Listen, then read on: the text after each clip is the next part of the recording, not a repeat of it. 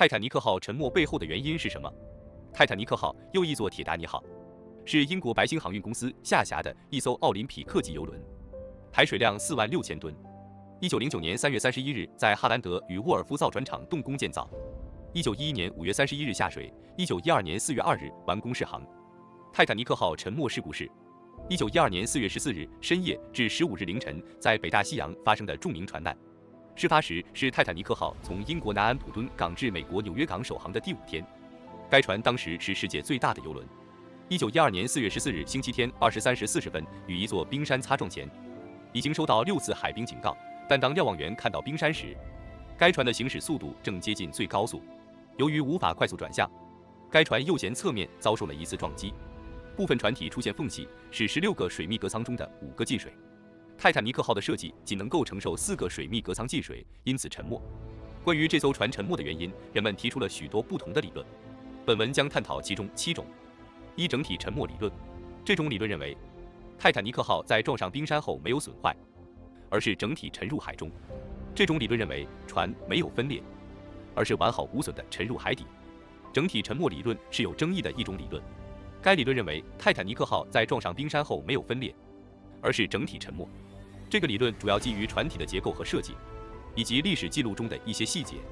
根据这个理论，泰坦尼克号在撞上冰山后，船体前部受到了严重的损坏，但是船体后部并没有受到很大的影响，因此整个船体并没有断裂，而是继续向前移动，并最终整体沉入海底。但是这个理论并没有得到所有专家的认同。事实上，大多数专家认为，在撞上冰山后，泰坦尼克号的船体发生了断裂，导致了海水的涌入和船体的分裂。这一点也得到了历史记录和现场调查的证实。无论如何，泰坦尼克号的沉没仍然是一个具有重大历史意义的事件，它引起了人们对安全和航海的关注，也启发了许多改进和创新。2、分裂理论。这种理论认为，泰坦尼克号在撞上冰山后分裂成2半。根据这种理论，船的前半部分和后半部分分开下沉。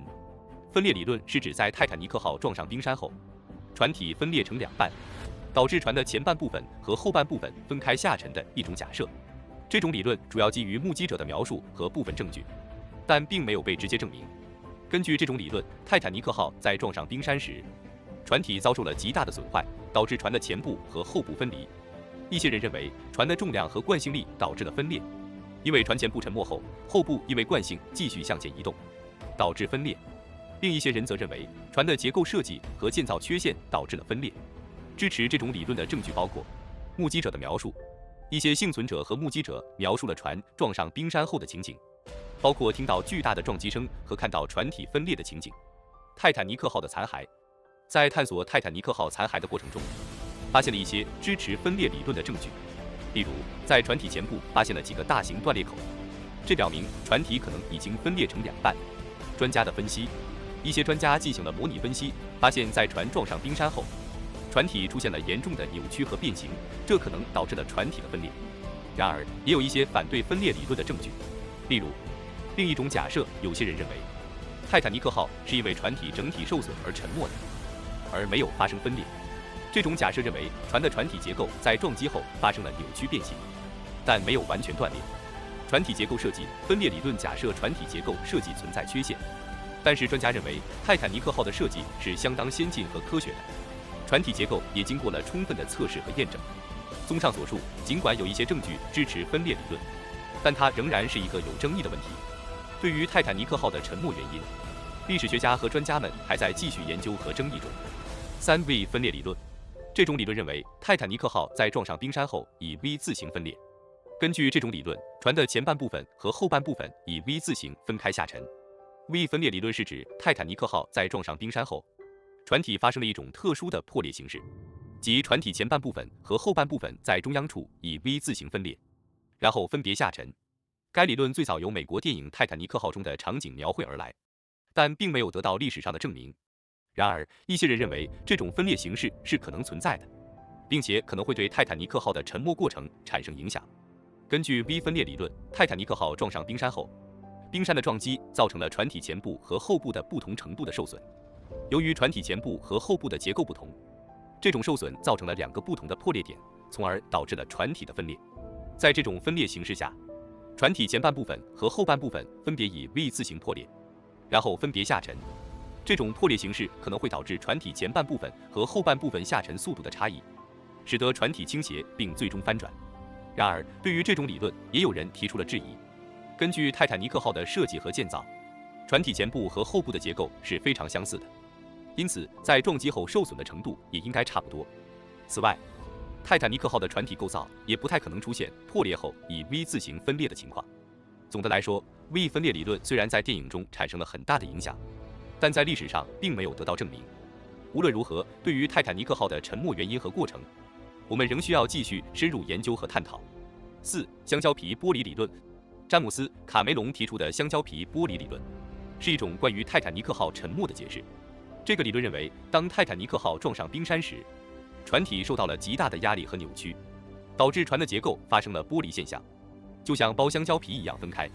据此理论，泰坦尼克号的船体在撞击冰山后，由于船体的结构设计不足，无法承受冰山的撞击力量，因此船的铆钉和钢板开始脱离。在撞击后不久，船体前部开始下沉，而船尾则继续浮在水面上。随着船体的下沉和结构受力的变化，船体前部和后部开始剥离，就像剥香蕉皮一样。船尾随着船体前部下沉而升高，直到扭曲和破裂，最终沉入海底。而船体前部则继续向下沉没，直至最终沉入海底。实际上，这种理论并非完全正确。泰坦尼克号在撞击冰山时，船体受到了极大的冲击力，导致船体结构受损。然而，泰坦尼克号的沉没过程是更为复杂的，包括了船体的垂直下沉、倾斜和扭曲等现象。因此，香蕉皮玻璃理论只是对泰坦尼克号沉没原因的一种简单解释，而不是完全准确的描述。总之，香蕉皮玻璃理论是一个有趣的解释，但并不是完全正确的描述。泰坦尼克号的沉没是一个复杂的过程，需要综合考虑多种因素，如船体结构、撞击力量、水面和海底地形等。5. 龙骨损坏理论。这种理论认为，泰坦尼克号在撞上冰山后龙骨损坏。根据这种理论，船的龙骨损坏导致船体结构崩溃，进而导致船沉没。龙骨损坏理论是关于泰坦尼克号沉没原因的一种假说。这种假说认为，泰坦尼克号在撞上冰山后，船底部的龙骨船身结构的支撑骨架遭到了严重的损坏，导致船体结构的崩溃，最终导致船沉没。据此假说，当泰坦尼克号撞上冰山时，冰山的冰刺穿了船身外壳的多层钢板，同时也破坏了船底部的龙骨。龙骨的损坏使得船底部的船板开始弯曲和变形，进而引起更多的龙骨损坏，最终导致船身结构的崩溃。龙骨损坏理论认为，船底部的龙骨是泰坦尼克号最脆弱的部分，因为它们需要承受船体重量和海浪的冲击。如果龙骨受到了严重的损坏，就会导致船底部的船板失去支撑，从而引起船体结构的崩溃。虽然龙骨损坏理论在泰坦尼克号沉没原因的争议中占据了重要的地位，但它并没有得到充分的证据支持。实际上，泰坦尼克号的沉没原因至今仍然存在争议，可能是由于多种因素的复杂作用，包括设计缺陷、船员失误、天气条件等。6. 锅炉爆炸理论。这种理论认为，泰坦尼克号在撞上冰山后锅炉爆炸。根据这种理论，锅炉爆炸导致船体结构崩溃，进而导致船沉没。这种锅炉爆炸理论指的是，在泰坦尼克号撞上冰山后，船上的锅炉发生爆炸，导致船体结构崩溃，最终导致船沉没。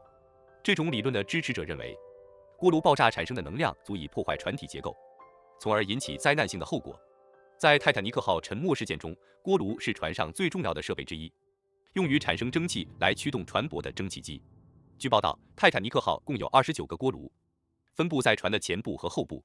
当船撞上冰山时，冰山的碰撞可能会造成锅炉内部的水波动，加热器的管壁可能会破裂，导致水和蒸汽混合，形成高压气体。这种高压气体可能会引起爆炸，从而造成船体结构的损坏。一些支持者认为，锅炉爆炸可以解释一些泰坦尼克号沉没事件中的疑点，例如为什么船体结构会在撞上冰山后短时间内崩溃，为什么船员无法及时关闭船舶的水密舱门以避免灾难等问题。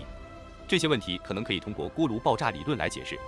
然而，这种锅炉爆炸理论也受到了一些质疑。一些人认为，船体结构的损坏可能是由于船撞上冰山后产生的冲击波，而不是锅炉爆炸所造成的。另外，一些研究人员指出，锅炉爆炸产生的能量不足以导致船体结构的崩溃，因为锅炉和船体结构之间存在隔离层，锅炉爆炸不容易传递到船体结构上。总之，锅炉爆炸理论是关于泰坦尼克号沉没事件的一种假说。虽然存在一些证据支持这种理论，但也有许多人对其持怀疑态度。无论如何，泰坦尼克号沉没事件仍然是一次历史性的悲剧，对船舶安全和海上救援产生了深远的影响。7. 设计缺陷理论。这种理论认为，泰坦尼克号沉没是由于设计缺陷造成的。根据这种理论，船的设计存在缺陷，使其无法承受撞击冰山所产生的冲击。设计缺陷理论是针对泰坦尼克号沉没原因的一种解释理论。根据这种理论，泰坦尼克号沉没的主要原因是由于船的设计存在缺陷，这些缺陷导致了船无法承受撞击冰山所产生的冲击。具体来说，泰坦尼克号的设计缺陷包括以下几个方面：船体结构不足。泰坦尼克号船体的设计采用了掌壳体结构，这种结构在当时是非常流行的。但是这种结构的缺陷在于，在遭受撞击时，船只的撞击力会直接传递到船体结构上，从而导致船体变形。这种变形可能会导致船体出现漏洞，从而让水进入船舱，最终导致沉没。船只过于沉重，泰坦尼克号是当时最大、最豪华的客运船之一。为了保证船只的豪华和舒适性，设计师们在船只的各个方面都倾注了大量的精力。然而，这种追求豪华和舒适性的代价是使船只过于沉重，这使得船只在遭遇撞击时很难保持平衡，从而导致船只发生倾斜，进一步加速了沉没的过程。缺乏足够的救生设备，泰坦尼克号在当时被认为是无敌的。